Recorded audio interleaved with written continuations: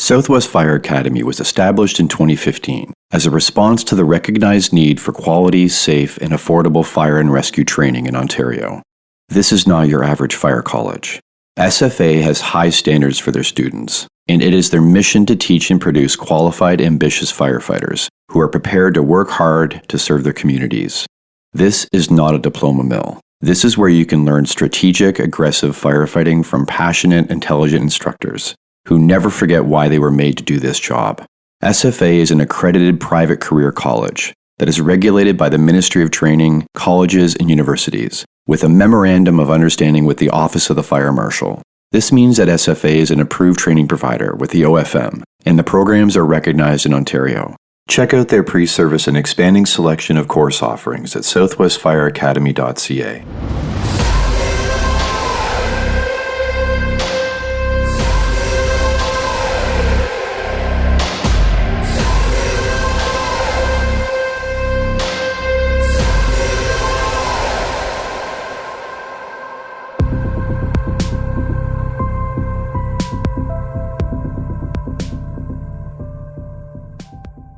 Hello everyone.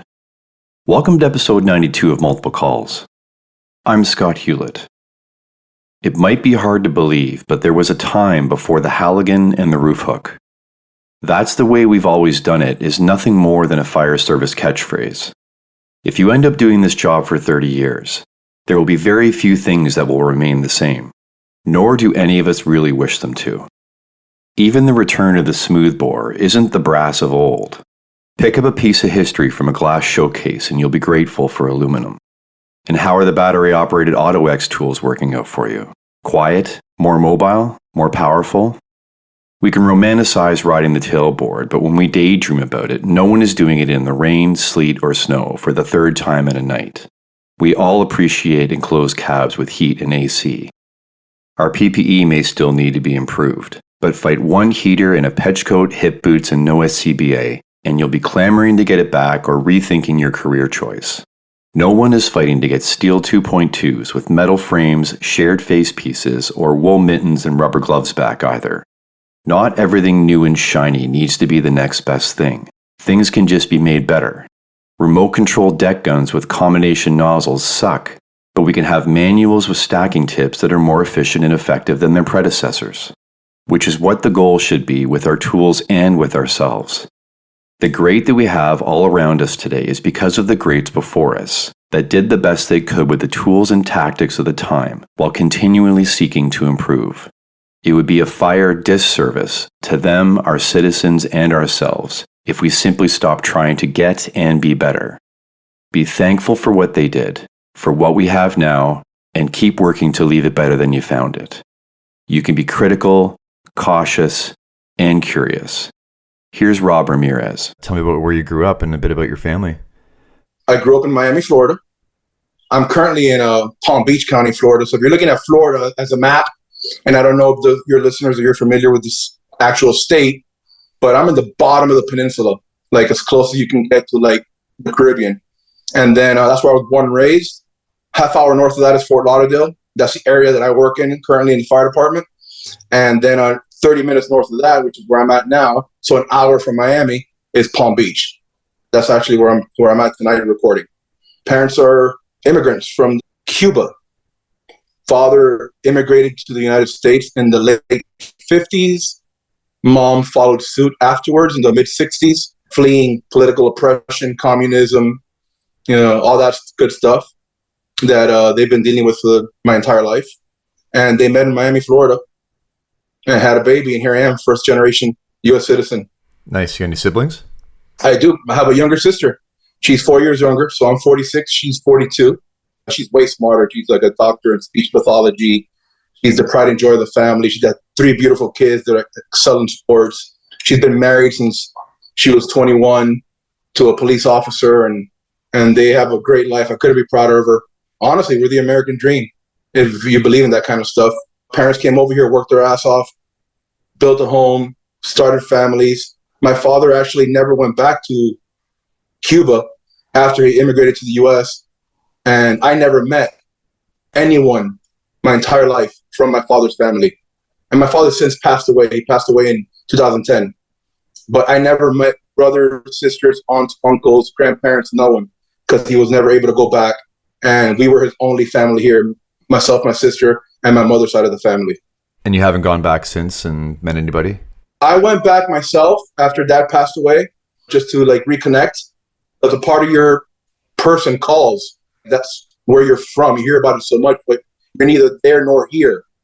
And it's such a weird paradigm to be in, because when I'm around my third, fourth, fifth generation American friends, they're like, yeah, you're not really American, you're Cuban American. And then when I'm around Cubans, they're like, you're not Cuban, you're American. So I'm in the middle of that first generation. Now my son, second generation, he may have it a little easier. He's also blonde, blue eyes, mom is Irish. I totally get it. It's a challenge, but it's been really cool, and I embrace it, and I couldn't be prouder of my heritage and background and the sacrifice my parents made for me. You don't understand it until you become a parent yourself. Growing up, I never appreciated that. And then you become a father, and you understand the things you will do and the sacrifices you will make for those little human beings we create, just so they can have a better life. How was school for you then? So I wasn't a school guy early on. I was into sports. My father always made sure that, I guess it's like the immigrant way. They come to a country, they work their ass off, and they want to make sure that their kids exploit everything that this country or a country they migrate to has to offer. So they don't have to have the limitations that my parents had when they got here, where they got to a country where they didn't speak the language, they didn't have the education. They had to basically work manual labor most of their life. My father was a butcher to the day he died, working in a freezer cutting meat. My mother retired as a nurse. She was educated in the States. After having me, she went back to school. School is very important for them. For me, I was smart enough to get by without studying. So I relied heavily on my smarts to get through the school and just make enough of a grade to be eligible to play sports for the school. And sports saved my academic career. And not only that, it led me towards firefighting, because I stayed, even after high school, into college, I stayed chasing that locker room, that team mentality and atmosphere where it's one for all and all for one, and working towards a common goal together. And I missed that. I associated training to practice, the firehouse to the locker room, the relationship, team leaders to the senior guys. All those things made sense to me when I transitioned from sports to fire department. What was the first exposure to the fire service, though, where you made that connection, or did you just know through just general culture? I knew at the time in my family was, I understand you're second generation, correct? Mm-hmm. Right. See, I did my homework as well. But no one was a firefighter. And that's not a job you do in a country like Cuba or anyone in South America. It's not a prestigious job. It's something no one does. Government-based, and it's just like you're the sacrificial lamb, basically. No one goes to school for our occupation in those countries. So it wasn't like my parents were like steering me in that direction. But right around high school, I was playing football, American football, and baseball. Somewhere around sophomore, senior year, 10th and 11th grade, one of my teammates in the baseball team, his father was a senior fireman for Miami-Dade County Fire Rescue down here. He was going into a summer program for cadets for the Miami-Dade fire departments, where a bunch of high school teenagers can volunteer, go out there, learn the ropes, ride the trucks as an observer, basically be exposed to the fire service. My mom heard about it. She didn't want me not in school. Normally, I'd be playing baseball in the summer. That summer, no one was playing baseball. So she put me in this cadet program with my buddy Eddie and his father. And that was my first exposure to the fire service. The second I got into the firehouse, I didn't think I would end up working that career. Obviously, I was still like sports oriented and just a regular high school kid. I didn't have any kind of rush to get into this profession. But immediately, it was the first time I connected with anything that drove me to think that I can do this after high school. I can do this after college if I have to. And slowly over the period of 10th, 11th, and 12th grade, it became my passion. And ever since I've been 16 years old, I've been on this ride and hook, man. It's been great. What jobs were you doing before the fire service? Were you working early? After high school, I tried to play baseball in college, freshman year. That lasted all of a summer before I was injured and let go. I started working towards immediately. My mom was like, hey, if you're not going to be a baseball player, you got to get back in school. So she put me right back in school. Typical parents, they were like, nope, you're going to go to school full time And I don't want you to think about work because we came to this country for you to get educated and get a career. So don't even get a part-time job. You're staying at home and until you finish school. So as I started school, I saw a counselor. I talked to him about the fire department. And I graduated high school in June of 1996. And I was in the fire academy in December of 1996. That fast. And EMT school in 98, paramedic school in 99, on the job volunteering in 2000, paid professional at the end of 01, shortly after 9/11 in October. And that's been my life ever since. Where'd you take your EMT? I did my EMT at Miami-Dade College, community college down here in Miami. I did mine in St. Petersburg, Florida. Okay, I did stuff online with them. I started my degree program with St. Pete. Yeah, mine was in 97, so we're pretty close together there. Yeah, right on. I know we're all about the same age, the same era. You mentioned that another thing that drew you to the fire service was the men you met early on were different from the other men in your life. What do you mean by that? Again, coming from a background where I only knew Cuban men, Cuban American men, and my uncles, my father and his friends. And then in school, my friends' parents who were also immigrants to the country. During the time I went to school, I went to a primarily Spanish school, primarily Spanish city, which Miami was at the time. And especially that part of Miami, I would have related to if anyone's been to New York and you're Italian hanging out in Little Italy or Mulberry Street or Arthur Avenue in the Bronx. Everybody's from the motherland, first generation. All the restaurants are Spanish. First language attempt is in Spanish at every store you go to. Schools like that. So I had never actually met guys that acted like we did in the baseball locker room professionally at work. And I don't mean that saying that firemen were irresponsible or children at the time or immature. I'm just saying that bond, that brotherhood, that solidarity, that common mission approach, that holding each other accountable for being good at the team goal and being in position, those words I had only heard from our coaches in baseball. I had never heard it from the adult males in my life. They were worried about a paycheck, a job, and maintaining a family. And they never talked about work, ever. My father never talked about work. My father never talked about his military service in Cuba. It wasn't something he talked about. Got home from work, he took off his apron, put down his butcher knife block, and he was just dad. And when I met firemen for the first time, I'm like, these guys are unlike anyone I've ever met in my life, and I need to know more about this world. What was the process of getting on then? Was it pretty competitive, even though you made the decision and got on pretty quick? Brother, during that time, late 90s, early 2000, it was so hard to get a job down here. So hard. I had to go to paramedic school because you would not even be considered for hiring if you were not a paramedic at that time, unless you went through some form of lottery system and a lottery selection. And I'm not exaggerating, and anybody who can listen to this that was down here during that time of that era of the fire service applying for jobs, people would camp out in tents outside City Hall for days on end just to get in line for an opportunity to get an application. They would camp out. There was no digital, there was no cell phones. They had to sit there and camp out, and they'd work shift with their significant others or their buddies and sleep in tents and hold the spots. And they'd open, let's say, just for shit and giggles, let's say 100 positions were going to be open for that year for a certain organization. And you would have easily 7,000, 8,000 applicants over a 1 month period. We'd be doing tests at giant convention centers, in baseball stadiums. And it was crazy. How intimidating. So intimidating. Like, it was all I ever thought about was trying to get on the job, because I remember feeling like cattle. They herd you into one stable, and there'd be a 1,000 of us, and they put 1,000 of us into another corral, and after that test, another 1,000 of us, and that's what it felt like everywhere you went. And it was just dead end after dead end after dead end until eventually you got the call. It was amazing. It was like, holy shit, this is for real. Scotty, it was so competitive back then.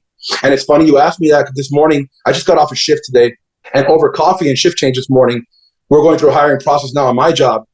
And the teaching and traveling, I get to talk to guys all over the country, and we're all experiencing the same thing right now. This lack of blue collar driven applicants that are no longer chasing what we were chasing in the late 90s, early turn of the century, is impacting the entire fire service and the military. And we're opening positions for, let's say we open 30 spots. Ideally, we'd like to get at least 10 applicants per spot, whether it down to like a good quality candidate. Right now, if you put out 30 positions, you might get 40 guys apply, 50 guys apply. And this is happening to smaller organizations, major metropolitan organizations. This is happening in every jurisdiction, every municipality, coast to coast, border to border. Everyone's speaking the same language. We need to find a way to target today's youth to drive them through this profession. Because unless they're like you, have someone in the family, or like myself, that were driven by a coincidence, they're not running to get in line to do this job anymore. So are the 30 or 40 that you might get, are they the hungry ones that are still driving hard and want it? Or are you just getting people that are kind of thinking about it and they're not really sure and they're not really a strong candidate? Yes, to all of the above. They are a giant mixed bag of all of the above. I actually sat through for the first time. I'm on year 22 of my job, in the middle of year 22. I'll make year 23 starts for me in October. For the first time in 22 years, I sat on a hiring panel. I said, hey, this is getting out of control. I need to see what you guys are saying. So I threw my name in a hat. I got picked, and I sat through 4 days of interviews. Saw 18, 20 candidates before lunch, another 18 after lunch. It was 36 candidate days. It was out of control. Speed dating. It was like speed dating. All right, come in and say your name. What do you like? What do you want to do? Here's the questions. Get out of my face. Right? It was like that all day. And I felt very incomplete because I enjoy a conversation. It's a mixed bag. It really, really was. Some kids really want, and I call them kids, those men, they're my age. Because some guys really wanted it. Other guys were just kind of there, like it's an option for them. Other people were very educated and asking questions that I never thought about asking at 21 years old. Like, what's your pension system like? What's your insurance like? What's your promotional process like? When do I get vested? When can I get out? Like, you're not even in the door yet, and they're asking us that question. Because we close every interview with, do you have any questions for the panel? And the questions we were being thrown were like, wow. And it wasn't just one. It was the majority of them coming so educated because they pick up this thing and the supercomputer. They do some research on your organization or mine. The contracts and union laws are public record, and they do their homework. Stuff that you and I never had available when we went in the door, and we just wanted to do either what dad did or my friend did, or I wanted to get a freaking job. I was just happy to be there. And if it's not as competitive, you can be pickier, I guess. Absolutely. Down here in the state of Florida, we have a Florida pension system. All the major organizations in Florida are in the state of Florida retirement pension system. So if I work 10 years in my organization, year 10, if I'm a fireman, I can go to another organization that's also a state of Florida pension and just finish the rest of my career there. And it doesn't affect my pension at all. I'll lose my rank and tenure in my organization, but that doesn't matter if I'm going to go over there and make the same amount of money, give or take a couple thousand, if there's more opportunity. So these kids know that nowadays, that they can bounce around in the Florida pension system from department to department. They just can't go to the cities or municipalities that have a private pension. Those are untouchable for them, and vice versa. But there's only a few cities that have private pensions in the entire state of Florida. The large majority is on the combined Florida pension plan. So that also adds to the problem. Yeah, up here you can continue your pension, but most are all OMERs. You're a first-class firefighter. To drop back down to fourth, or some have fifth, you're taking like a $50,000 pay cut, and then trying to build back up $10,000 each year until you're back up to full pay again. Yeah, same thing here. But if they leave a smaller organization where they're making, let's say, $50,000 after 5 years, because they're small, underpaid organizations that they still exist in central parts of the state, and they can join after year 5 or 6 a bigger metropolitan fire department that starts them closer to 80 or 90,000 a year, then it makes sense for them. They jump ship regardless of rank. What about your academies? The academy that you started with, could they cut people? Was it a sure thing that when you got in, you're in, or were people getting cut? No. Every day was your last day. So when we got on, every single day was the most consequential day of your life. If I can think back to what I felt in my gut, in my soul during that time, was that every test, every day was my last day. And I always felt uncomfortable. There was never a moment in the time that I was in the academy where I felt like I got this made. We were in the academy for 3 months. And during those 12 weeks, there wasn't a time where I thought to myself, all right, this is good. I'm in. Never once. And then after that, when we got on probation on the fire department for a year straight, I never felt comfortable. Not once. Could you still be let go during that probationary? Is it a probationary period? Correct. During that probationary period, I never felt comfortable once. I got put in a very high-speed station with a lot of high-speed dudes that have done very well for themselves over the last 22 years. I was the weakest player on that team. That was a blessing, hindsight being 2020, because other guys that started with me ended up just by the luck of the draw and the stroke of a pen on a different shift, on a different floor, on a different firehouse, where maybe that wasn't the priority, performance wasn't the priority, or guys weren't taking the job as serious. And their careers reflect that. And I've had many honest conversations with some of my guys that have told me, Rob, I've had to make myself over the last couple of years learn and get better and self-develop because I never had anyone to challenge me or push me the way that you did when you got on the job. Because I really did, man. I felt like the worst piece of shit on that shift privately. And I looked around and I thought, these guys are so smart and so good and so locked in. And I watched them on a medical call or a bad trauma call or a good fire. And everyone was just like buzzing in cruise control. The world slows down for you after you do this a couple of years. And I just didn't have the database ability, time, or experience to do it. But they kept me motivated because I wanted to be a starter on that team. And relating it back to sports, I was like, how do I become a starter? How do I find my position on this team? Because I've never been the weakest link on any team I've played in my life leading up to that point in sports. And it just rubbed me wrong. I knew the only way to get better was to humble myself, understand where I was in the process, and follow the lead of the senior guys, learn to be a professional. So it more aligned with what was already sort of your hope and mentality versus if you went to a small station, you probably wouldn't have settled into that mindset. You just would have been, do you think you would have been frustrated and disappointed, disenchanted?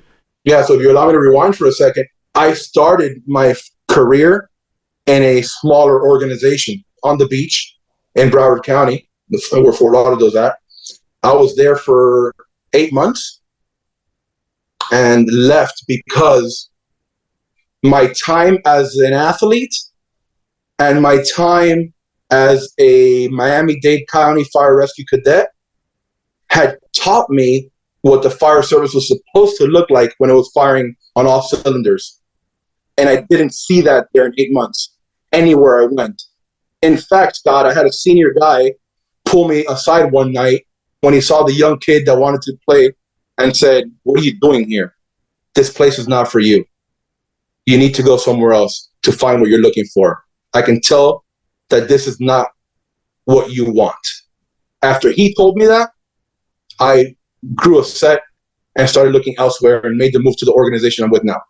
Well, it's good you had that advice and you didn't just assume, well, I was wrong about the fire service in general. This is the job everywhere and I should find something else to do. Only because of my exposure to it. Only because of my exposure to it leading up to it as a teenager. Had I just been a guy off the street, I wouldn't have known any better and my career could have gone the other way completely and you and I wouldn't be talking today. Yeah, I'm always interested too to ask guys that have military experience if they're ever disappointed in the lack of structure when they get into the fire service. Again, if they think it's going to be a lateral and they're going to experience the same sort of intensity. Not that to say, again, I don't have military experience, but I'm sure there's people in the military that don't give a F about the military. But it definitely is more structured, right? And more disciplined. And the fire service, I know we're paramilitary, but are we even that sometimes? That's a good question. So yeah, it's interesting to hear that as an athlete and you're bringing in that comparison and how do you feel about what you assume that the job's going to be like and what the actual experience is. And then you having the foresight or the hope to still find that somewhere else.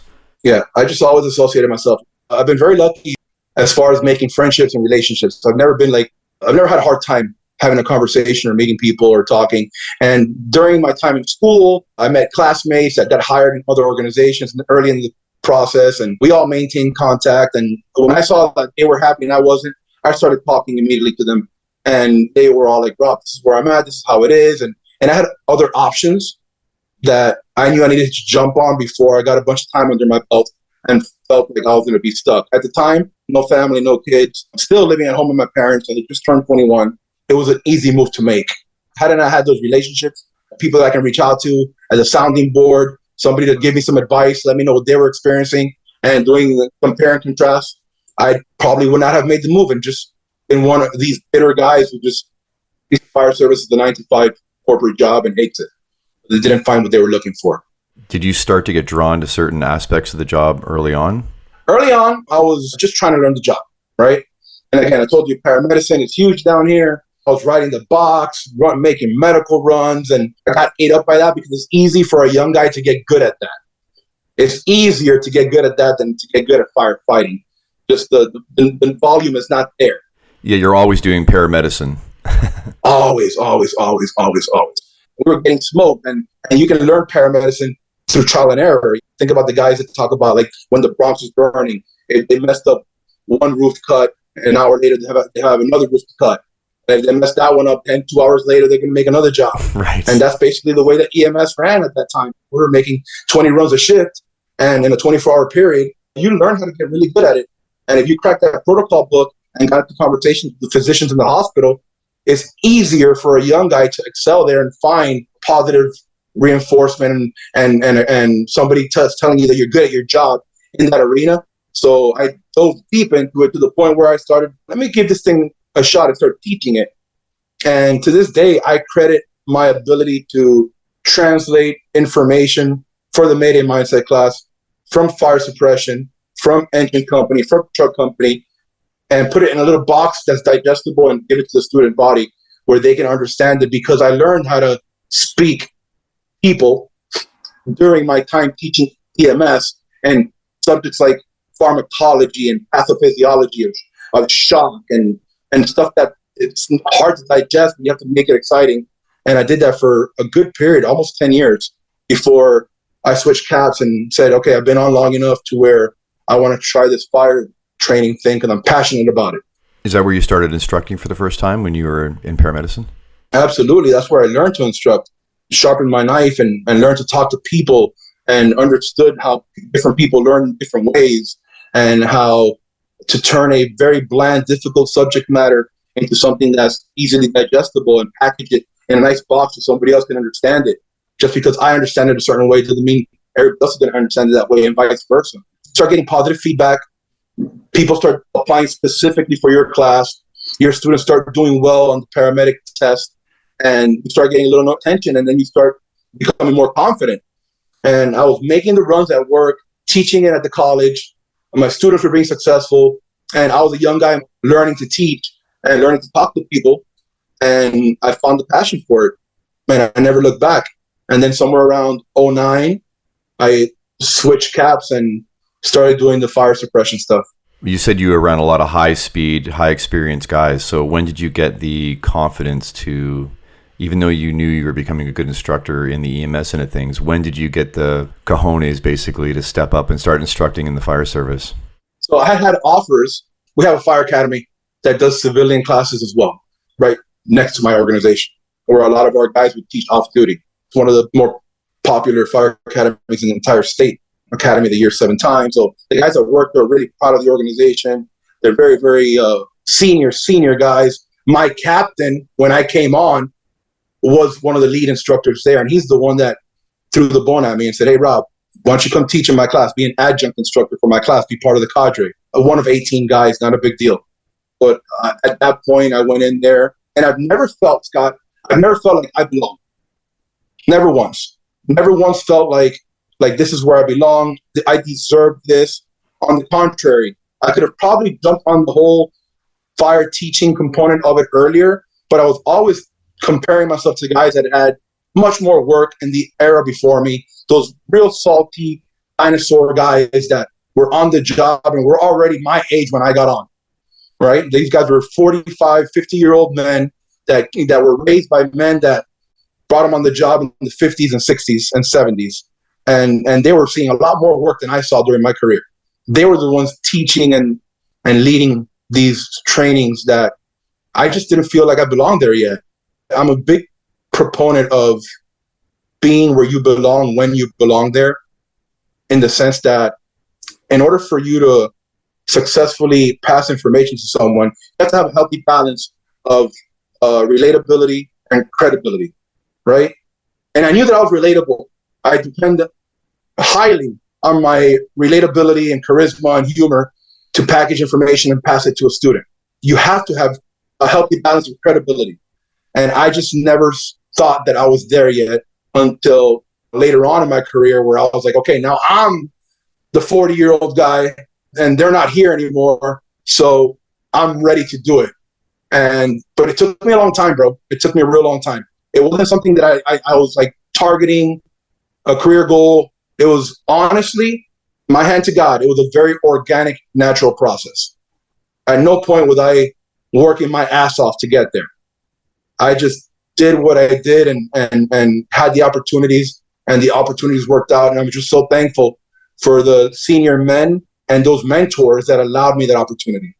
So when did you then start to really hone your own program? Somewhere around 2009, when I started teaching, the same captain that took me into the training center on the fire side, into the academy, invited me to go take a class back where it all started for me in Miami-Dade County. That was open for guys from outside the organization.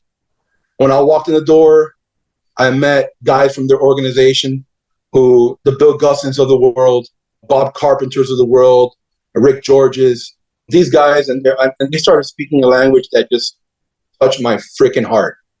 I'm like, these guys are at the top of their game in this arena. So I was back to day one in the fire station. And I'm like, I thought I was a good teacher. And then I met them. And I'm like, these guys, that's where I want to be.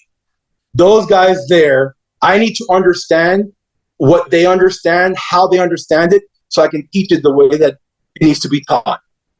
And it just happened to be a firefighter rescue and self-rescue class they were teaching. And I was just there for 8 hours. And man, I got the bug.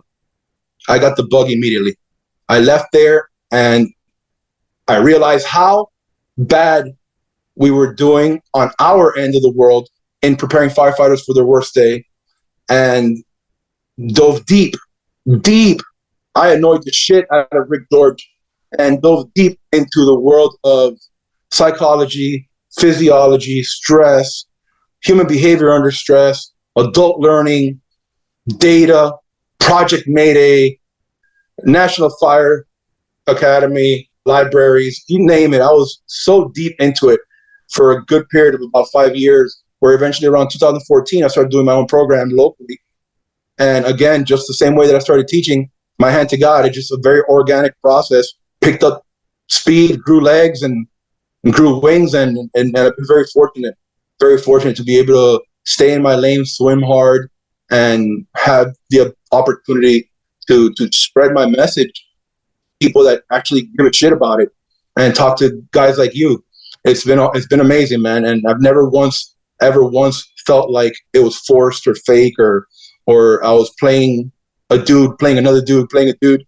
It's always just been real. It's been me. And that's what I care about. I'm not out there teaching engine company shit. I'm not out there cutting holes in roofs. I stay in my lane, I swim hard, and that's what I'm passionate about.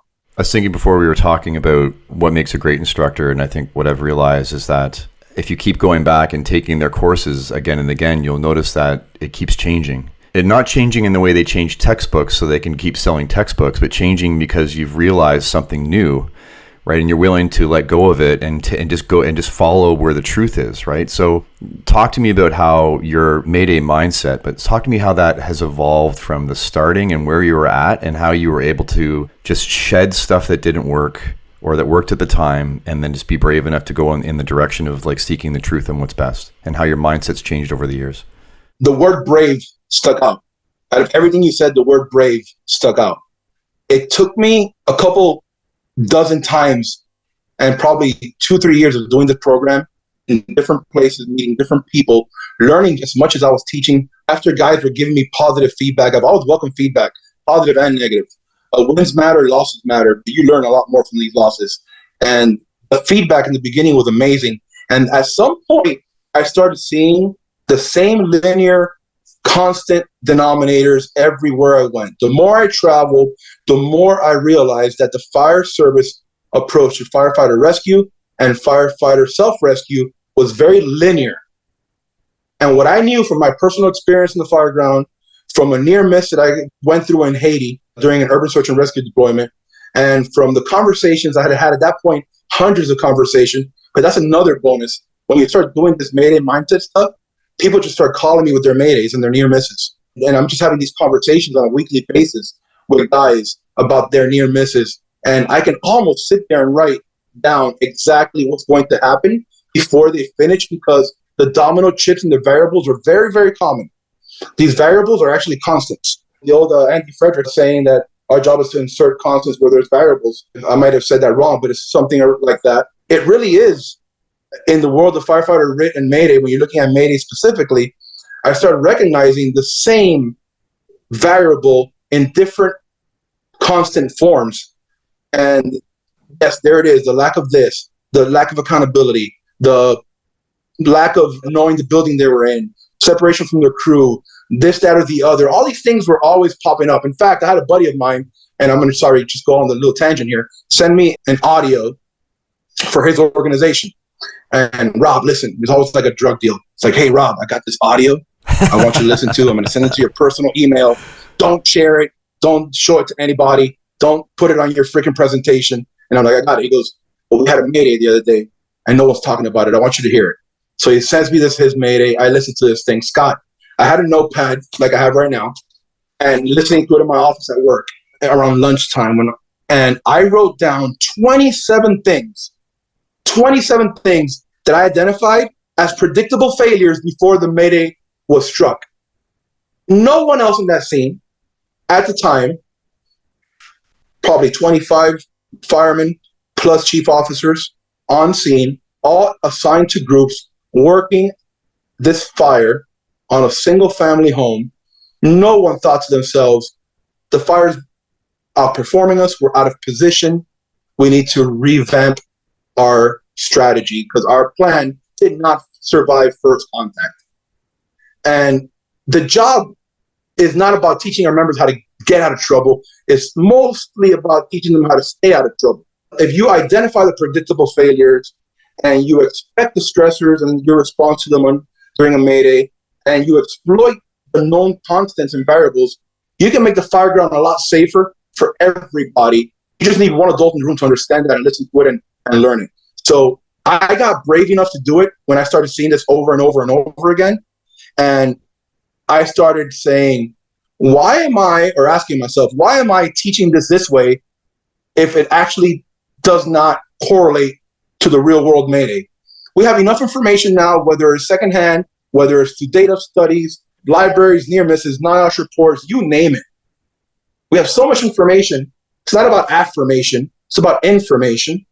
I have so much information available to me right now, plus real life experience. When you marry those two, you understand human behavior under stress, you put it into a big pot, and you give it a stir, you can easily come out with a primary, an alternate, and a contingent way to do almost every skill we perform in the fire ground, whether it's stretching beyond the pre-connect, whether it's forcing an inward swinging door, or in my world, whether it's providing air to a downed firefighter, whether it's removing a downed firefighter from the floor below, getting a firefighter that's stuck in the roof, off the roof, getting a firefighter out of second floor window, third floor window, out the front door. You insert the act here, and if I put all that information together, it gives me a formula that I can now teach a student and actually translates to the real world.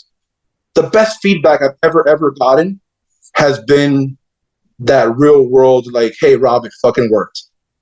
I've had those conversations at least 5 to 6 times over the last 10 years or so. Almost 10 years, it's been 9, where guys have called me and told me I did X, Y, or Z and it worked. And that alone, I was hoping it happened once in my career. And everything I did and all the time away from home and all these conversations would be worth it. But that alone made me brave enough each time to be more confident in my message and confident in my approach, the way that I actually teach it. And I encourage feedback, and I encourage guys to call bullshit on it.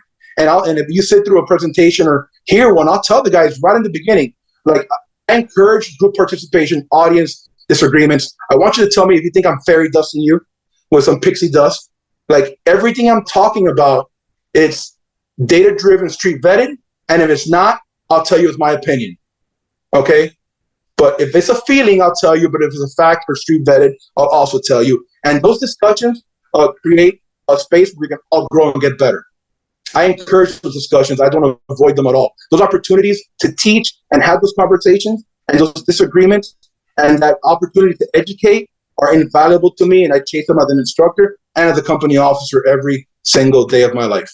What you're doing is approaching things almost like a scientist, right? Where you are grounded in the facts and the data of the moment of the day that you know, and then they have thoughts and feelings and hypotheses that they follow that thread to see where it might go. That's what draws them into new territory, right? And they're trying new things, addressing new things. So I think that's okay, and it's great that you offer your class members that listen, I'll let you know the difference between the two. It's such a valuable way to approach things with people, and you're also looking to them to give you new directions, new places to go, new challenges, right? Challenge this stuff. I think you want things to be vetted, right? You want to be vetted. You want your thoughts and your approaches to be vetted. There's also that saying now that we're drowning in information and we're lacking wisdom, right? So really what you're showing is great instructors have the wisdom to understand that they need to sift through the information and find out what's real, right? They need to have the humility to know that they're not going to be right. Even in this moment right now, you and I, with what we think we know, I'm guaranteed there's things that we're wrong about.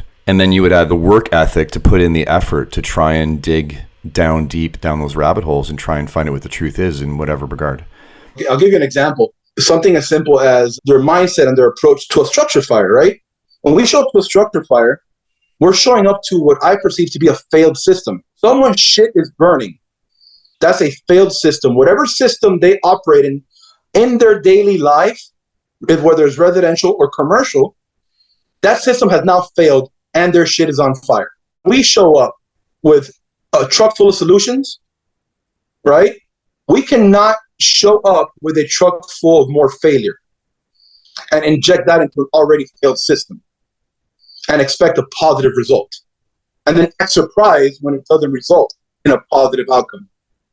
If I can identify the predictable failures, I understand what I'm bringing to the fire ground, and specifically during a Mayday.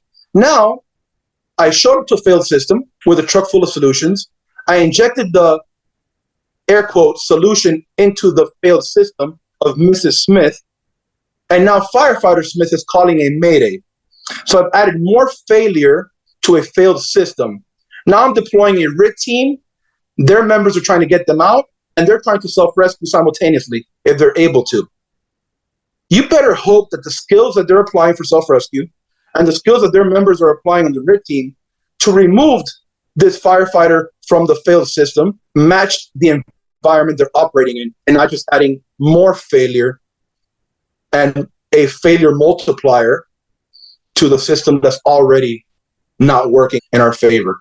So when we talk about it, I like to just tell them, listen, we need to keep it simple. It needs to be effective under stress. And if you cannot use it or apply it while wearing oven mitts, your fire gloves, below 3 feet, which is what the data tells us, or 1 meter, right? Somewhere around 1 meter, and in 0 to little visibility, then it's operationally ineffective and it cannot be your primary plan, because we're trying to approach failure with success-based models. If our success-based models can be applied below 3 feet wearing oven mitts with a heart rate of 150 because of stress, not exertion, while in 0 visibility, then it's a home run. But if my primary plan does not meet all of those qualifiers, then it's not going to survive first contact, and I'm going to just bring more failure to an already failed system. And that makes sense to me in my brain. So when we teach, everything in our class is a 30-hour hot class.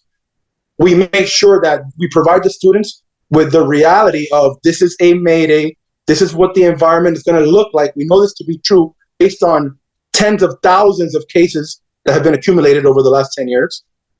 We know these variables to be true. Let's create training that matches that variable. If I walk into a casino tomorrow and the slot machine says, this machine is hitting 40% of the time, the one next to it is hitting 30%, and the one next to that one is hitting 5%, and I have $1 to my name, where am I going to put that dollar? I'm going to put it on the one that's hitting on the most percentage of success. But in the fire service, inevitably, we put that $1 in wherever we were told by our policy procedures that were written decades ago by people that never actually thought to do them outside the training center in a sterile environment, and or something like that was passed down to me on a kitchen table somewhere. And God bless the members that passed it down to us, but that's what they had at the time. Instead of having the ability to research this information, apply it, relearn it, find progress in the relearning, and see if it matches the environment, and then inserting the dollar in the right machine. It's a win when you pull that. I think it's important what you said there for us to just address for a second about people operating the best they could with what they knew at the time. And when I hear you speak on other podcasts and I hear you talk now, definitely what I pick up, and I just think it's because it sort of aligns with my own mentality, is that there are fires that just turn sometimes, right? Things just do happen. I mean, and this is how some people get caught, and we can't ever learn everything about everything and operate with what we're talking about, and it's going to eliminate every danger, every possible Mayday event. But what you are trying to do, and again, growing off of what you were saying about inserting constants where there's variables, you're trying to just, as many variables as we can possibly address. Like, why would we just not do that? And then we're down to the few things that we can't control. Absolutely. I mean, you hear about it when you teach engine company stuff, like, hey, don't be stingy with the solution. How many times have you heard that? Don't be stingy with the solution. Open and flow, open and flow. You're the only thing cooling in that space. Yeah, Aaron talks about it. You don't ever need to find yourself in a fair fight. Exactly. Dominate, right? Exactly. So why are we constantly, in the world of RIT and Mayday, limiting ourselves to one firefighter drags down fireman out? Or in the world of VES, only one guy goes in the window. Like, no, shit. Put everybody in the freaking window. Put everybody on the firefighter. Throw as many bodies and just overwhelm the problem with solutions. But we have to be applying the right solutions, man.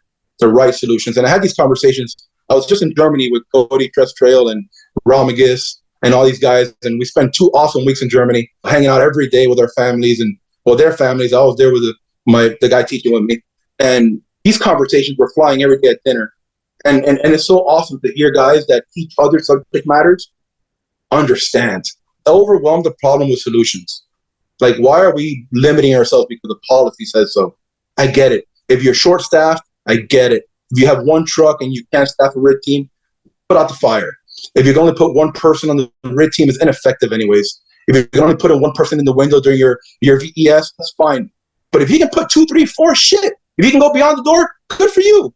Like, you have to overwhelm this problem with solutions. And the second the fire goes out, you're the only thing cooling in that space. You're the only thing rescuing in that space. All of us are safer, and the Mayday never gets struck. And I just wish more people would just learn it and teach it in that manner instead of being bound by policies, procedures, and what made sense to someone somewhere one day. What I also hear from you, too, is that you're not married to anything that you do. That if you were told and shown a vetted solution that was different than what you do, you would switch immediately. Like you said earlier, the program changes constantly. It's in a constant organic form. I promise you, and I've heard guys say this, and it's cheesy instructor talk, but I promise you, I've never done the same lecture twice. And I've done this lecture 500 times easy. I've never done the presentation the same way twice, ever, ever, ever. You'll hear the same jokes sometimes. You'll hear the same things I believe in, but I've never done it or taught it the same way twice because it's constantly growing. The more data we get, the more experience we get, the more trial and error we get. We're putting 50, 30, 40, 100 students a month on a good month through these drills and skills, and they are testing theories for us. And if it doesn't work, then we know it doesn't work. That's why we're able to identify how to wear our flashlights for RIT, what cutter to wear in entanglement props, how to negotiate through an entanglement prop in the best way possible, what's going to give us the most amount of success. All these things we're learning not because we sat by ourselves in a vacuum and came up with it like super smart dudes, or was taught to me in my firehouse. It wasn't. I'm learning this shit on the go, on the road, through other brothers and sisters just like myself who are chasing the same goals I'm chasing. Maybe not as hard as I am in my lane, and they're trying to take different classes for everything, right? But they're showing up and teaching me shit all the time, or helping me disprove or prove something in the most realistic environments I can recreate for them without getting them hurt. How'd you get involved with the specialty teams that you've become a part of? Back to that, I've achieved this, so what's next mentality. I felt comfortable enough to learn that the guys that were on the rescues, not the ambulance rescue, on the heavy rescue, technical rescue, rope confined space, trench, structural collapse guys, that those guys were getting to do real cool shit. And I remember specifically my first year on my first department, watching the guys that went up to 9/11 to New York City. Those were all technical rescue specialty team guys from South Florida that went up there. And when they came back, I heard good stories. And I sat home and watched them on TV. And I thought to myself, if that ever happens again, I want to be able to be one of those guys that goes. Because that looked like something I want to be a part of. I'm down here running Mrs. Smith's butt bleeds, and they're up there digging through rubble piles. And I wanted to be a part of that. I just wasn't good enough for it at the time because I wasn't certified and didn't have the education or tenure. So I started working on those classes, and at the end of 2004, I finished them. It took me about 3 years to finish my entire technical rescue series. And in 2005, our local F.E.M.A team out of Miami, Florida, Urban Search and Rescue Florida Task Force II, is based out of Miami. They opened up a hiring process. That's the way it works down here. And you apply for them like you're applying for another job. And they take guys that work in the Tri-County area, Dade, Broward, and Palm Beach. I got picked, I got on, and that was in 2005. That was right before Katrina in Louisiana. Katrina started the ball rolling, and I haven't missed a major event since. At this point, I'm operating as what we refer to in the F.E.M.A system as a rescue team manager. So in the fire department world, that would be like a division chief of special operations. And I'm basically running the entire rescue component for my team. So for my 80 guys, I'm running the guys that are on technical rescue responsibility on the team. For my team, we have 3 teams of 80 on Task Force 2. So there's 240 of us. There's 3 of me in the program. I worked my way up to that rank over the last 15, 16 years. It's one of my greater and most prideful things I've done in my career, the opportunity to travel abroad, Haiti, Puerto Rico, all over the States.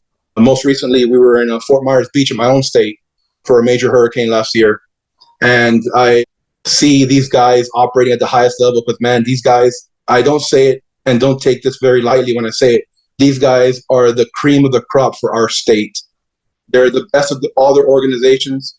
And these are the 1%ers in their organizations. And you have a whole entire team of 81%er alphas. And just keeping up with them is a challenge. Leading them is a ridiculously tough job. Keeping them from hurting themselves in the environments that we're operating in, it's very, very hard because no one else is coming. Like, for real. Not the saying, it's not the bumper sticker, like no one else is coming. There's no infrastructure when we get there. There's no comms, there's no hospitals, there's no chiefs, there's no policies, there's no procedures. It's just us, and we are ground zero everywhere we go. And these boys just want to go to work, and they will put themselves in some really precarious positions to make a rescue. Do you find it then hard that you have that same let's go mentality than to try and pull the reins on them? I did. I couldn't have done it as a more or less mature guy. I consider that I want to get them in the fight, right? I've worked through the ranks in my organization. I'm a captain now on my job. I was a 40-hour training officer for the entire department for 5 years, from 2013 to 2018, where I worked closely with administration and research and development, recruit training, and all that. It really gave me an inside look. I called it, going to college for the fire service. I really learned how things work behind the scenes. Grew up real quick from a station officer to a 40-hour administrative officer. And then I'm back on the trucks now. And during that era is when I got moved into the new position on the team, guys want to work. And when you put these guys on these deployments and on these piles and in these earthquake-stricken cities where every structure is unstable and we're crawling through multi-story buildings that have collapsed down to like 24 inches, and these guys are crawling through there like ants, and we're one aftershock away from losing 15 dudes, it makes the hair on your back stand up. But you know, they're highly trained and we've taken every precaution possible, and they listen and understand the rules of engagement real well. I know their training is second to none in the world. Did a lot of what you learned coming up as an instructor translate well to then being an officer and leader? Yes. I don't think that every company officer is an instructor. I don't believe that every company officer has to teach. I'm not of that mentality. I've heard that a lot. Training needs to be led by the company officer. Well, he's a company officer. He should know how to stretch a line. He's the boss. He should know how to throw a ladder. He should be able to teach the company. Some guys just ain't teachers. Doesn't mean they're bad at their job. Some of the best instructors and best firemen I've met in this entire country are not company officers. They're freaking firemen. Yeah, some great hockey players can't teach people how to skate, right? These guys they're not with teachers, right? I do believe that my ability to teach and to connect at that level because a lot of teaching, we're in the people business and teaching, right? This is what I believe. When you're teaching a subject matter that you're passionate about to someone else who you want to educate and lead in your subject matter lane and have them maybe be as passionate or somewhat close to passionate about the subject matter as you are, you have to be able to understand what makes them tick, what doesn't make sense to them, and it needs to be relatable. I need to understand what they know in order to teach them what I know. I can't describe a zebra to them if they've never seen a horse. But if they come into my classroom and they've all seen a horse before in the tenure of their career, now I can easily describe a zebra. Dude, it's like a horse and it has stripes. You're not going to believe it, right? It's easier to teach if you understand what they know. Some guys just get up there and start teaching and talking just to hear themselves talk. But yeah, it really did help me, Scott. It helped me with my crew. It helped me translate shit to them that normally they would have a hard time understanding. It doesn't have to be any subject matter specific to fire suppression. It can just be an actual policy that got put out that they don't understand, or a rule that we're changing and we all need to follow now, or someone screwed up, so now we all have to wear diapers and this is why. And just being able to get that information from above and digest it to where it makes sense to the guys that are counting on me to enforce it and the members that need me to translate it for them and set expectations. That ability to talk to people, because I believe that we're in the people business, really has helped me. Honestly, I've relied heavily on relationships. I don't lead with an iron fist. Policies don't create standards at my firehouse. I don't have rules that people have to follow. I rely solely on relationships. And there was a point in my career as a younger company officer where I thought to myself, I have to be more X, Y, or Z. I have to be this guy or that guy. I have to be more militant in my approach. It just doesn't work for me. And you can't fake it. You start faking it as a company officer, they're either going to figure you out or you're going to get an ulcer and be miserable. And no one's going to want to work with you. I just relied heavily on my natural ability to just talk to people and have them care about me and care. And I legit care about them. I really do care about all my guys. We don't have to be best buds. We don't have to go out for beers. But if they're working with me, I need to know what makes them tick, what doesn't make them tick. I need to understand what their goals are, professionally or personally. And I genuinely care about them. At the point you're at in your career, teaching with your crew on these specialty teams, do you feel like there's the majority of the time you're feeling like you're in flow? Like even though things are always shifting and you haven't given the same lecture exactly twice, but do you, just translating this back to your time as in sports, like what flow feels like? Are you feeling that more and more now as you're never fully, completely feeling like you've mastered things, but we definitely do feel flow. So are you feeling more and more of that as you're at this point in your career? That flow or that sweet spot, it's a moving target, right? What keeps me learning in order to be a better teacher or a better company officer or a better fireman is the fact that I have never felt like I reached the summit of anything. Similar to in the beginning where I felt like I didn't belong and I wasn't ready to teach yet and I wasn't ready to be the guy people went to for fire classes in '09.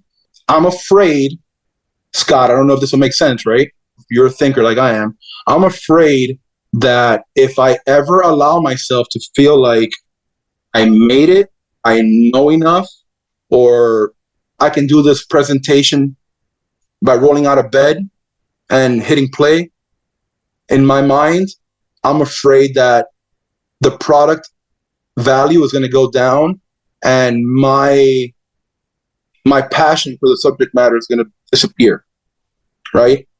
I'm riding a wave strictly on passion. I don't know if this is going to last 5 more months or 5 more years, right? But I'm enjoying the shit out of it. To answer your question directly and not politically beat around the bush with all this overthinking, I have felt the flow state several times, most recently in Germany. I had to teach a 2-hour Mayday mindset presentation without an interpreter to an audience of 200 German firefighters. Kai Romiga sitting in the front row, Cody Trestrail sitting in the front row, Matt Doney, Andy Starnes, all their wives, giving me the thumbs up. You got this, Rob. And I was first out of the hole.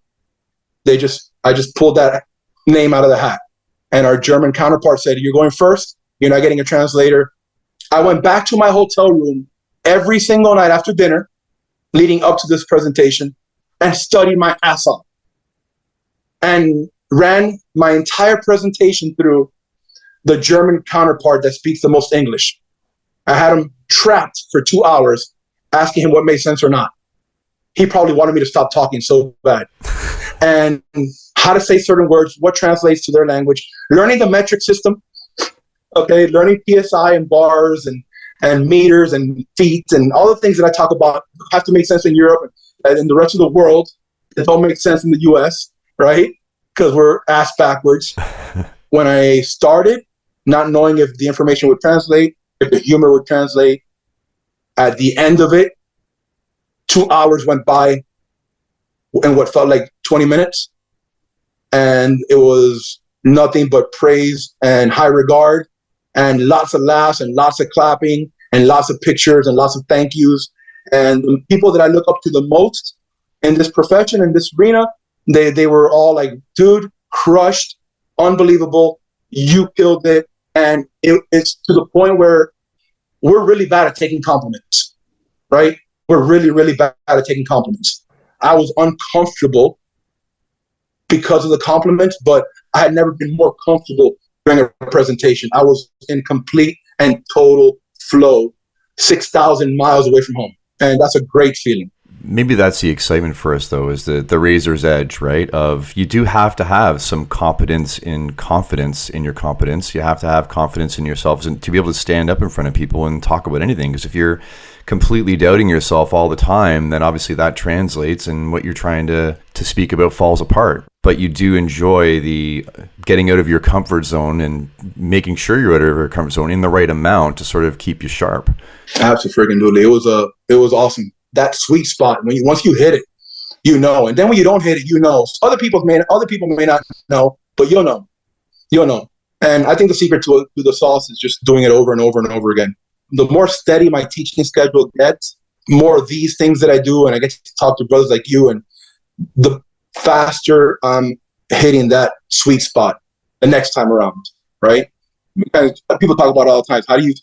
How would you keep like Joe Montana or Wayne Gretzky from performing the way they expected to perform? Easy. You take Wayne Gretzky's skates away. You don't let him skate for a week. He'll feel different when he hits the ice. After 2 weeks, his teammates will know that he hasn't been on the ice. And after 3 weeks, their crowd will know. Same thing with Michael Jordan. Don't let him play basketball for a week. He'll know. 2 weeks, his teammates will know. 3 weeks, the crowd will know. And so we need to maintain a schedule in order to stay consistent. You've chosen to expose yourself to a lot more of the fire service and a lot more calls and situations than most get the opportunity to.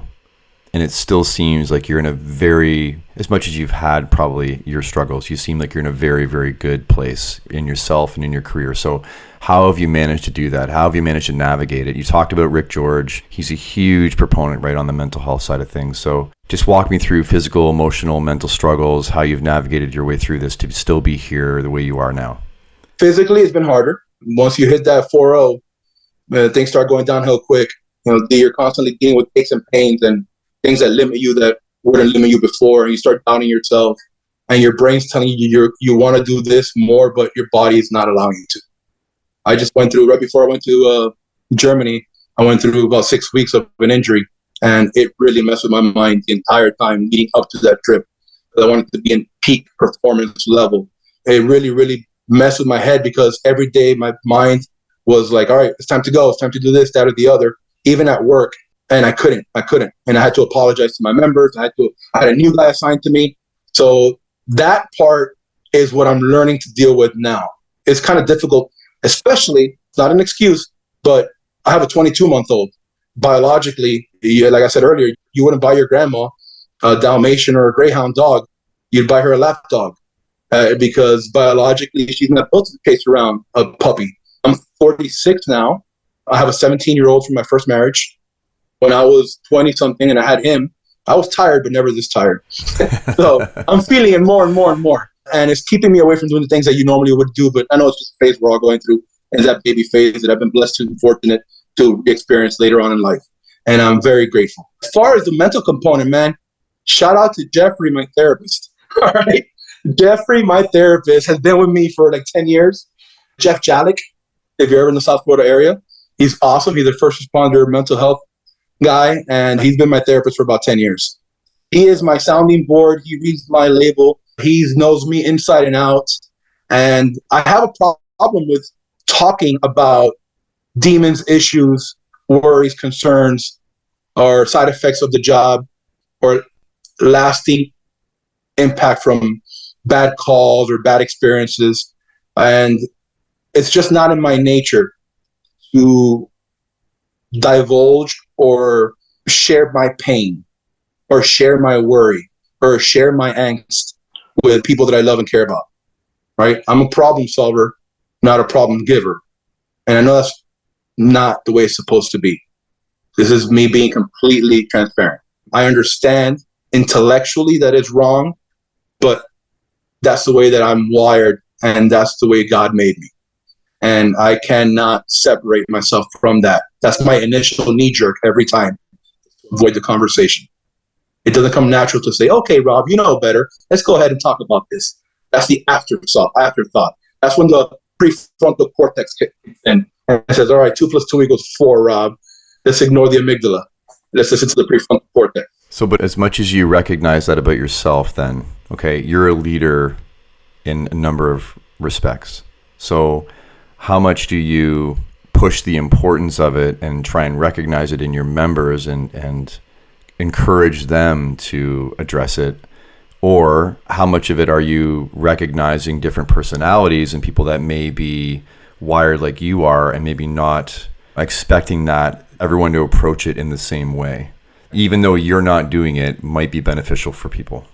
I don't practice what I preach. Actually, in my organization during 13 and 18, when I was on 40 hour, I created our first peer support team. I brought in mental health. I learned suicide prevention. I met Jeffrey, my therapist. We vetted therapists for our members. We worked with our insurance company. I spearheaded all of that during that time frame because I needed it and it was just dropped on my desk, right? I was part of the peer support team for a good 8-9 years before I stepped away from it because I'm not around enough, and it's not fair to the team to have somebody on there who's not around enough. Our membership deserved more than that, and I felt like I wasn't able to give what I expected others to in that role. As a leader, Scott, I welcome it. I talk about it to our members. I encourage them to talk about it. As an individual, I don't have the natural tendency to do that unless it's with Jeff. He's my outlet. So my therapist is my outlet, and he knows all the good, bad, and indifferent things that cross my mind. I've used them for family. I've used him for the job. I referred him to, I'd be lying to you and anyone listening if I told you that Rob Ramirez goes out there and talks to people about his feelings, because I really, really just have a hard time with that. But I do not say that at the firehouse. When I'm at the firehouse, let's talk about what happened. Everybody, it's okay to feel not okay. This is not a normal call. So don't expect a normal reaction. No, man, it sounds like you're practicing what you preach. Like, you're just picky about who you talk to and when and where and why. You wouldn't have a therapist. If you were an adamant, I don't talk to people about my feelings, you wouldn't have a therapist. That just wouldn't happen. I agree. My therapist is my guy. Yeah, so you're just picky about who, what, when, where, and why, right? Yeah. I'm surrounded by women. My father's been gone now since 2010. I have my mom, my sister, my significant other. I just have a hard time dumping on them because I don't want them to worry.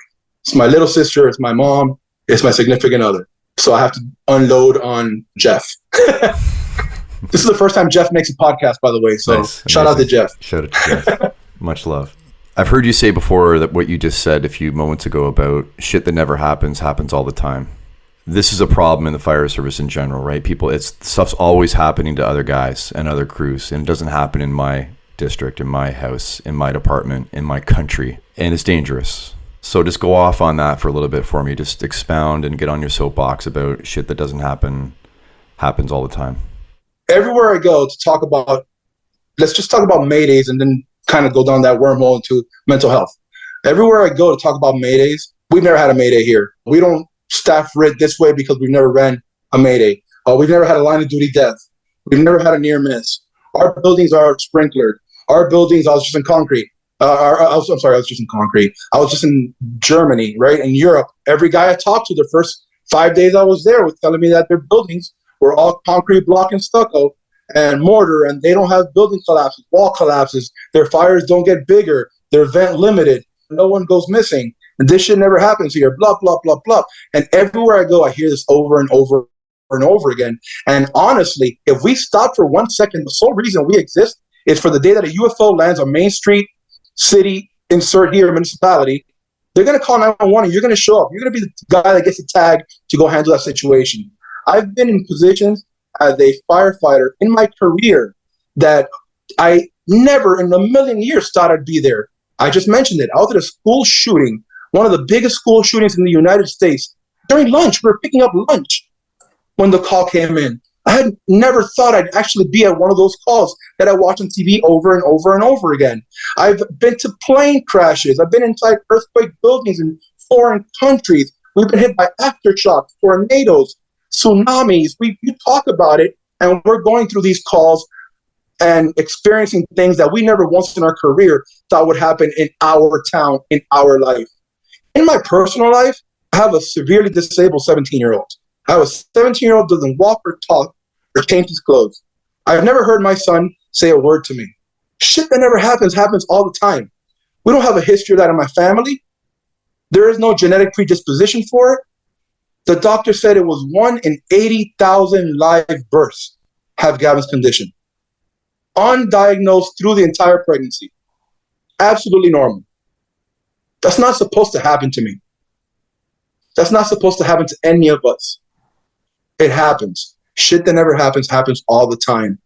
And you don't know how strong you are or how good you are or how ready you are to face anything on the fireground or in your personal life until one of those things happens to you and you're forced to perform.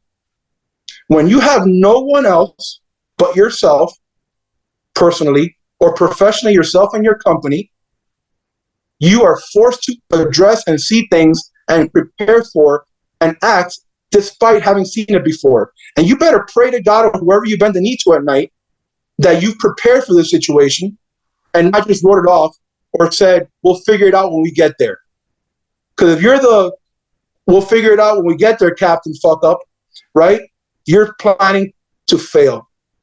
And that mentality of that will never happen to me in the world of firefighter Mayday and RIT or in your personal life makes for a really shitty human being personally and a very ill-prepared firefighter or rescuer professionally.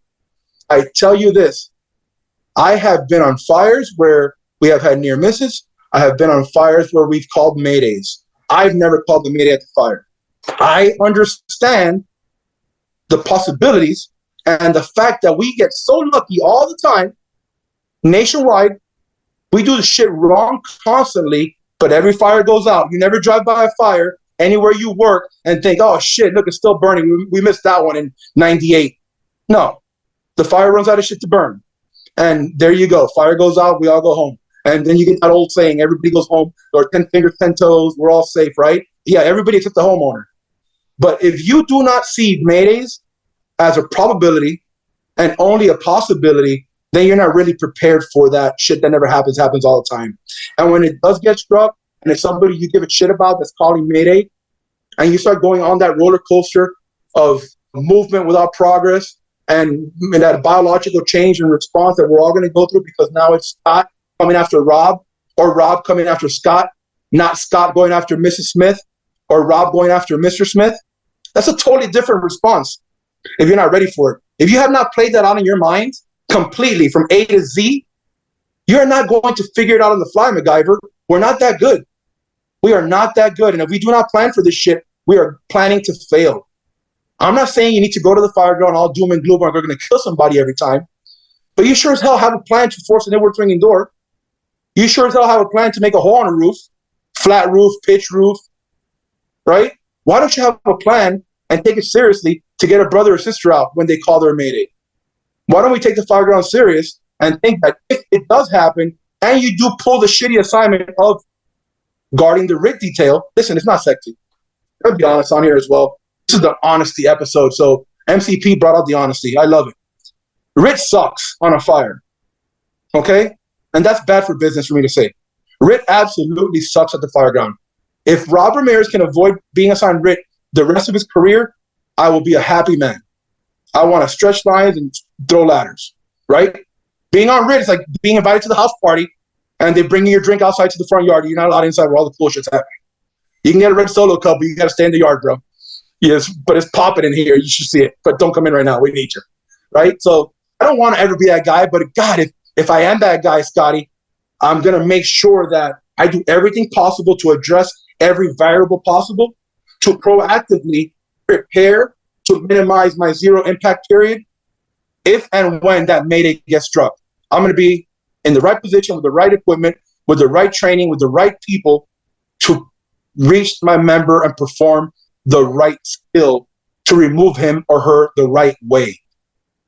I can never, ever, ever think about the traumatic experience of being at a Mayday of a brother or sister firefighter that I grew up with, that I shared meals with, whose family I know, and I'm the person that has to go get them, and I fail because I'm not physically or skillfully able to provide them with what they need, whether it's removal, air, packaging, or ladders, or searching, or forcing to get to them. That's how you develop mental health issues. That, in my opinion, is the fastest way to develop mental health issues. Part of the reason that I know a lot of good firemen that have been on a lot of shitty calls and seen a lot of bad shit that do not suffer from significant mental health issues is because of their level of preparedness. They've prepared so much for that possibility that when it happened and it resulted in a negative outcome, it's because that was the way it was going to go down, whether you were there or you were not. But everything you did was right and timely and effective and efficient. You can rest your head on that pillow at night and not think about it once more. On the opposite, you fail to mask up in a time. You fail to force the door in time. You can't get your gloves off or on. You miss the victim on the search the first time. You delay the removal. You can't get the equipment needed. You don't have it available. And then it results in a negative outcome. That's some shit that you got to live with. And it starts the second you leave there and you drive home. And that's where you start developing, in my opinion, mental resiliency versus mental health issues. And when it's performance-based, so it has a lot to do with your level of preparedness for that specific shit that never happens, that happens all the time. When you get tapped on the shoulder and says, hey, here it goes, Scott, it's your turn. Right? The old brush study that he did with Oklahoma State University, every 2 minutes and 30 seconds, somebody's effecting a rescue somewhere in the U.S. Dude, every 2 minutes and 30 seconds, they're spinning that lottery wheel, and you may get tapped on the shoulder. It's your Super Bowl. You better be ready for it. If that shit doesn't get you going and want to get you out there in training, you're in the wrong line of work, brother. It's not for you. Yeah, shame and guilt and regret are a real bitch. It really, really is. It can motivate you or kill you. You've got a lot going on in your life. What does the next little while look for you? What are your plans? There's stuff every month. Just found out that we're going to go to Honolulu, Hawaii in early next year. So we got a bunch of stuff going on, and I'm super excited. Busy is not the goal, but it's a blessing. Balance is a moving target. And as you know, very well know, this family and work balance is an ever-changing target. I'm doing my best to be everything for everyone, but sometimes you just really need to slow down and enjoy what you have and be present. I'll leave the guys listening with that. Like, for a long time, I'm guilty as hell, thinking that just because I was physically home, I was physically home. I compared it to the radio batteries. I was home, I was charging, and I show up with a red light or a blinking orange amber light. And the second that light got green, I was off to the next job. And everybody else got the green light except the family. And that became the norm. Consciously working on that every single day. I got an opportunity to do this again at 45 years old with a baby. I'm going to take full advantage of it. And it just happens to be that everything else is taking off at the same time. So the man above is challenging me to stay honest. How do people reach out to you and find the course, find you on social media if they need to? Anytime you want to reach out for a Mayday Mindset lecture class, completely hybrid and available to be taught in any format. I've done it in an hour, 8 hours, hot 1 day, hot 2 days, hot 3 days, lecture 1 day, 3 days, whatever you need for your organization or for your conference. You can call me. I'll give you my cell phone number is 305-407-4708. That's out of Miami, Florida. I'm on Instagram. I don't know my Instagram. And I'm also on Facebook. If you want to reach me by email, my email is Rob Ramirez, Ramirez, @MaydayMindset.com. Nice. I think we can look up what you're under here under Instagram. It's like Rob Ramirez official or something. Yeah, something along. Yeah, I want to make sure there's no other ones out there, right? Yeah. If they put your name in, I'm sure they're going to be able to. I'm going to pull it up right now so we see. I have a picture of me in a kilt with my 17-year-old who was like 5. It is Rob Ramirez 1075_official. That is you. Reach out, give me a follow, call me, talk to me. Whatever you guys want to do, man. I really, really enjoy talking to firemen. I love firefighters. I try to get back to people as soon as possible. It's hard to get back to them timely because, again, baby and life and work, and I try to keep it honest at work and keep it honest at home. But I enjoy the conversations, and I enjoy the questions, and I enjoy the feedback, and I enjoy the stories. So please keep them coming. I look forward to seeing everybody somewhere, and we can talk shop over a beer. Well, man, I really appreciate your time tonight, and it's super great to be connected to you. Brother, the honor is all mine. I've been listening to your content probably the better part of 3 or 4 years now. You've been putting out tremendous hits after hits. You're one of my favorite podcasts out there. Everyone I mentioned to that I was going to be on your podcast were like, holy grail, dude. You're going to be on the MCP podcast. That's a home run. Scott's a great guy. Scott is so smart. Scott, if someone else tells me how smart you are, you are a home run, brother. Everybody speaks highly of you, and just keep doing what you're doing, Scott, man. You're making positive impact, and your vessel is a tremendous vessel for the message. And congratulations to you, bro. I hope you have nothing but continued success, my friend. Thank you, man. I appreciate it so much. It means a lot. Amen.